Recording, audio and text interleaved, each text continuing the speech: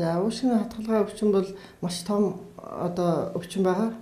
За энэ өвчин үүсгэх шалтгаан бол нэнгийн гаралтай, вирусын гаралтай, бусад эгэл бичний гаралтай гэх мэтчлэнгээр олон үүсгэгч нь бол маш олон байдаг.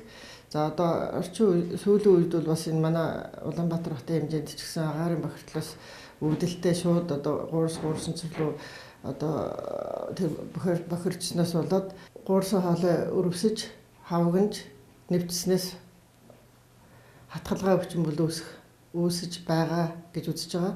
За ер нь бол хатгалгаа өвчин, шууд хатгалгаа өвчин гэж эхлээд ярихаас илүү амьсгалын замын эргэтэн тогтолцоо нь ямар хөө замаар явагддгийг, хаана ямар өвчин яаж үүсдгийг гэдгийг бол эхлээд ярих нь чухал байгаа.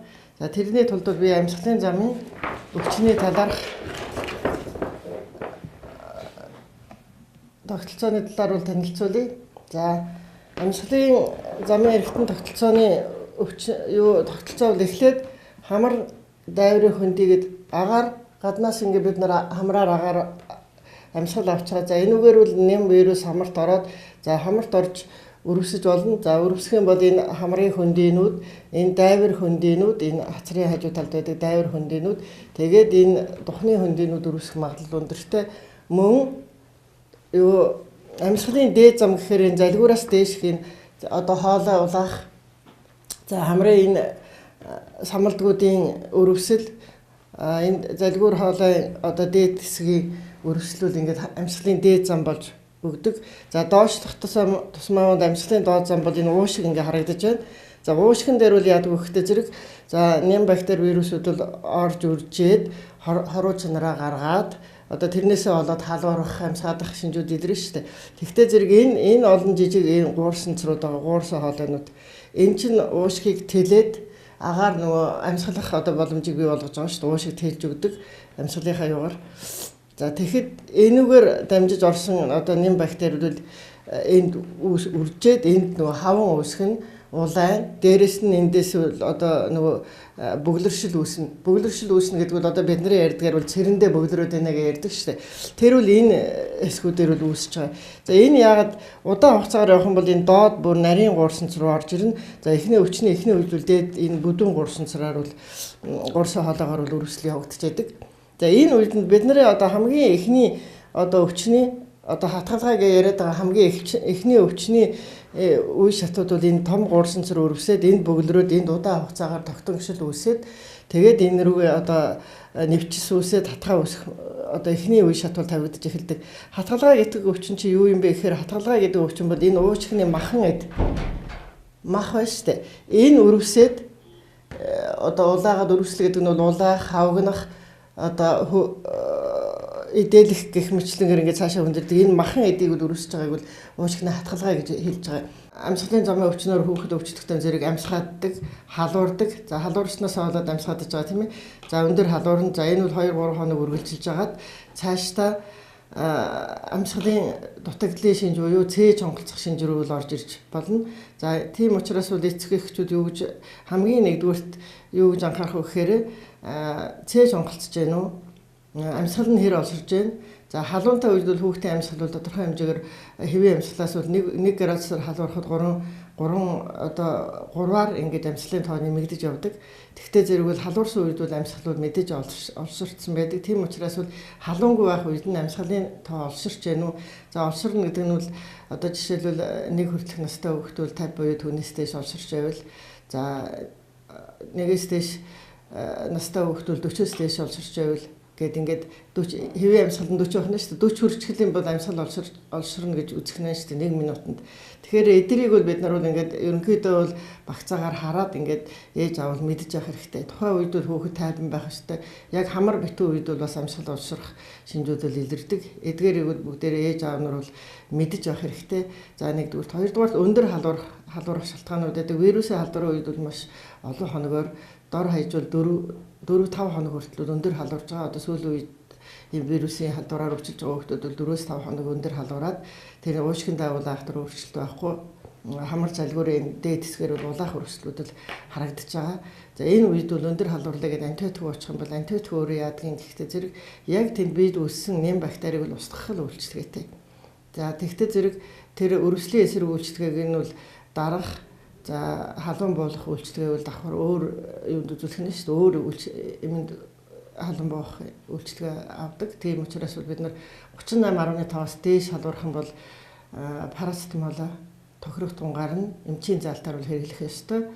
За тэрнээс биш бол ингээ халуурах тохиолдол болгонд бол халуун болох эмийг бол хэрэглээд байж болдгоо маа. Тэгэх юм бол ялангуяа парацетамолыг тохирох тунгаар нь биш замбраагүй хэрэглэснээс болоод элэг гэмтэх аюултай байдаг. Элэг гэмтэхээрээ бол яадаг вэ гэхээр цус алдах аюултай. Ийм тохиолдолд бол бас эргэн сэрэх магадлал бол бас хүнд байдаг. Тийм учраас бол парацетамол аюултай гингүүт парацетамолоо хэрэглэх болчдөг. Гайгүй зүгээрээ хэрэглэхээр учир замбраагүй хэрэглээд байдаг. Энийг бол зөв зохистой хэрэглэх ёстой л гэж хэлээд байгаа. Яг хүүхдээ зэрэг бид нар бол хүүхдийн килограмм жинд нь бодож парацетамолыг бичдэг шүү дээ. Тэгэхээр одоо ингээд бидний практикт ажиглагдаж байгаа хүүхдүүд харахад бол эцэг эхчүүд бол өндөр халуураад буухгүй бол тунгаар нэмчдэг. За 125 мг-тай лаг нэг удаа хийлээ. Дахиад болохгүй бол 250-тай лаг хийх жишээ нь ингэж явдаг. Энэ бол ерөөсөө болохгүй. Килограмм жинд нь тэр парацетамолыг хэрэглэж явах ёстой. За хатгалгаа өвчин бол тодорхой үе шаттай, тодорхой хоног хугацааг дамжиж ээж үүсдэг. За дөнгөж халуураад амьсгаадаа шуугаад ирэхийг бол бид нар бол хатгалгаа гэж үзэхгүй байгаа. За энд бол гуурсан сэрэ өрөвчлөл хамгийн түрүүнд эхэлж явж байгаа.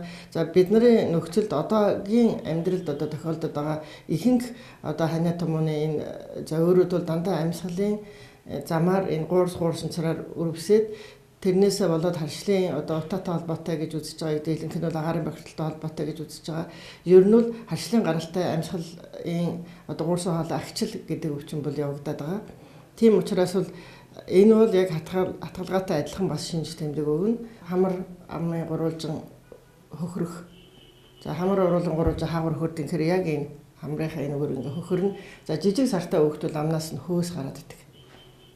Хөхөндөө муудчихдаг. Жижиг сартай гэхдээ зэрэг бид нар голцоо сар хүртэл нэг 2 сар хүртэл хүүхдүүд бол жижиг сартай гэд бид нар бол тэгж яриад байгаа.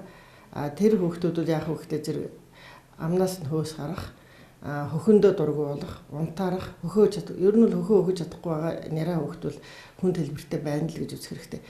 За дээрэс нь цээж хонголцно гэдэг. Цээж хонголцно гэдэг нь хаана гэхээр яг энэ өвчүү хавирганы нийсний доод хэсэгт ингэж амьсгал авахд цаашаа татагдаж байгаа ийм шинжүүд. Цээж нь ингээ хонголцоод ийм шинжүүд илэрх юм бол уушгины хатгалгаа байж магадгүй яаралтай эмчид хандах хэрэгтэй. За энэс өмнө бол бас яг энэ шинжүүд илрээгүй байхад яараа антибиотик бас хэрэглэж болохгүй. За нэг хатгалгаа өвчнөр өвчлөлт бол тодорхой хэмжээгээр тэр уушгины эд гэмтсэн эдүүл нэг 30 хоног орчим бол одоо эргэж сэрэгдэг. Дараа эргэж сэрэгдэг. Тийм учраас бол нэг хатгалгаа өвчнөр өвчсөн байхад бол 10-аас 14 хоног бол эмчилгээ зайлшгүй хийх шаардлагатай байдаг. За энийг хэрвээ дутуу эмчлээд буруу эмчилсэн тохиолдолд уушгины би энэ махан одоо эдэн өрөвсдөг гэж ярьсан шүү дээ. Тэгэхээр тэр хэсэгтээ идэлэх, тэр хэсэгтээ буглаа үүсэх, за уушиг цоорох, мөн одоо уушиг усчих. За эдгээр хүндрэлээс гадна бол бас цус бохирдож сепс болох. Сепс гэдэг нь одоо цусны бохирдол болох аюултай байдаг. Энэ хэрвээ сепс болсон тохиолдолд бол бүх үеэр идээ тархаж идээд процессууд улам бусад эрэгтнийг бол одоо гэмтэн гэсэн үг. Энээс болоод бол ерөнхий биеийн хордлогонд орно. Бөөр одоо уушиг зүрхний дутагдалд орно. За амьсгалын дутагдал бол гүнзгийрнэ. Гэх мэтчлэнгээр бол яг энэ бол одоо клиникийн эмнэлгүүдэд эмчлэгддэг. За их хүүхдийн эрүүл мэндийн үндэсний төвийн эсхэ амьдруулах тасагт болон бусад одоо месцэслийн тасагтын тэр уушгины месцэслийн тэр эмчилэгдэх хүртлээ тийм хүндрэл өгдөг. За уушгины хатгалгаагаар манайх бол бас бага насны хүүхдийн амь насанд бол аюултай одоо эрсдэлд оруулдаг гэдэг одоо ерөнхий нас оролтын индексээр бол нэлээд дээгүүр явж байсан учраас Дэлхийн эрүүл мэндийн байгууллагаас бол манайд бол хатгааны вакциныг оруулж ирэх зорилгоор бол 5-6 жил одоо бараг 7-8 жил болчихж байна одоо судалгаа хийгээд одоо уушгины хатгалгааны эсрэг вакциныг бол тоглолын вакцинд оруулаад тариад эхэлсэн байгаа. Тийм учраас бол хатгалгааны одоо үүсгэгч эсрэг вакцинтай болсон учраас бол харцангуй бас гайгүй болох байхаа. Гайгүй болж байгаа. Ер нь сүүлийн жилүүдэд ч гэсэн хатгалгаа яг цэвэр хатгалгаа өвчин бол харцангуй багассан. За тэрний эсрэгээр бол одоо энэ гуурсан цэрэг өрөвсөл арчлын гаралтай энэ өрөвслүүдэл давмгаалan гарч ирж байгаа. За ер нь бол хатгалгаа мөн үү биш үү гэдгийг онцлохын тулд хамгийн түрүүнд бол цусны ерөнхий шинжилгээ өгнө. За иммунологийн шинжилгээ өгнө. Дээрээс нь эрентген зураг авахгүйн. За эрентген зураг эдгээр бол бүгд ингэ хатгалгааг одоо баттадгахж өгөх туслах шинжилгээнүүд байдаг. Зөвхөн эрентген зураг хараад уушгины угийн энэ сүүдэр ихссэн байна, хатгаа байна гэж бас үзэж болохгүй.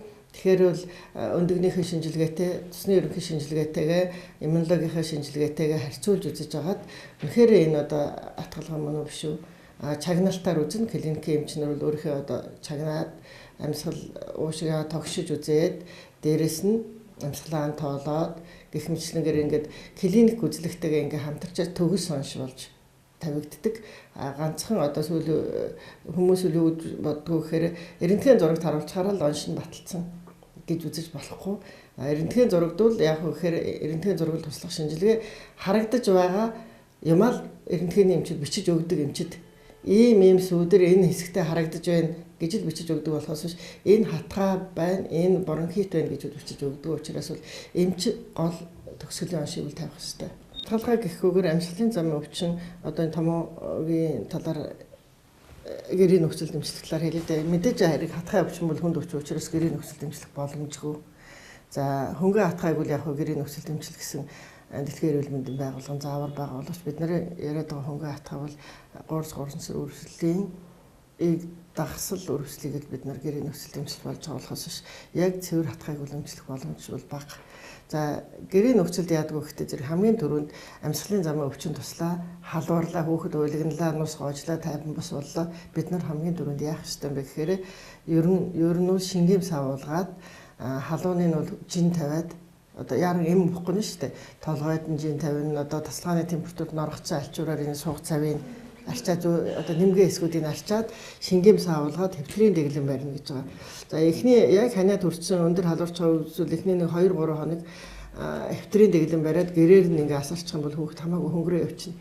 За манайхан нус гоожж байна. Өнөөдөр нэг халуурсан маргааш халуурах болов яах вэ гэж цэцэрлэгт яваад сургуульд нь ингээ явуулаад ахтан зэрэг нь яг хүүхэд цаашаа хүндрэх нь шүү дээ.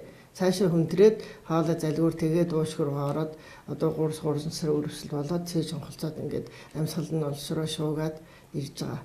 За мөн дээрэс нь бол дөнгөж халуураад маргаашнаас нь эхлээд бол бас өвчнийхөө үүсгчээс бас шалтгаалж байгаа. Халуураад маргаашнаас нь эхлээд идээтэй цэр нусанда бөглөрөө таглараад амьсгалж чадахгүй болоод ирж байгаа байхгүй. Тийм тохиолдолд бол яаралтай эмчтэй очиж заавал үзэж зөвлөгөө авах хэрэгтэй. Ер нь бол яг өвчин туссан байхад бол эмчээсээ зөвлөгөө авах нь бол нэгдүгээр арга. Хоёрдугаарт нь бол яг яаж игээд эмчээсээ зөвлөгөө авчаад дулаан хавтуулна тийм ээ. Тэгээд шаардлагатай бол эмчилгээ антибиотик эмчилгээ бол 2-3 хоногийн дараа л эхэлнэ гэхээс биш шууд антибиотик эмчилгээ бол эхэлж болохгүй. Антибиотик чи өөрөө яадгийг тиймд байгаа нянг устгах үүрэгтэй. Нянг л устгах үүрэгтэй, бактерийг л устгах үүрэгтэй байхгүй. Вирусын эсрэг эмчилгээ одоо ханаа вирусын халдвар авсан хүүхдэд бол бид нар нянгийн эсрэг бактерийн эсрэг эмчилгээ аваад бол үр дүнгүй. Тэр чинь вирусыг л устгах ёстой шүү дээ. Тийм учраас аюул сан бодох хэрэгтэй. Хүний биед бол одоо байх ёстой бид одоо нормалны бактери гэж байдаг. Тэр бактерийг яадаг вэ гэхээр тэр антибиотик бас дахиад устгахчтэй. Тэр бактери чи ямар үүрэгтэй гэхээр гаднаас ирж байгаа одоо нингийн гаралтай тэр нян үүсгдэг тэр бактериудыг л устгах гээд ингээд байж идэг үүрэгтэй байхгүй. Гэтэл тэрийг наваачаад бид нар яах вэ? Эхлээгүй байхад нь одоо гадны бактери орж ирэх байхад нь өөрийнх нь бактерийг антибиотикээр дараа хийчих юм бол дараачих нь бол чөлөөтэй орж ирнэ гэсэн үг шүү дээ. Тийм учраас бол за уушгины хатгалгаа буюу амьсгалын замын өвчин бол маш том сэдв учраас би зүгээр товчхон ерөнхийд нь ингээл танилцуулж байгаа болохоос биш яг ширхэг одоо нарийн ярих юм бол маш их асаргаа сувилгаа шаардлагдсан маш их одоо эцэг их болон эмнэлгийн зүгээс маш их зөв тусламжийг зөв хөрөх юм бол бид нар хүндрэлээс сэргийлэх юм өвчин байгаа.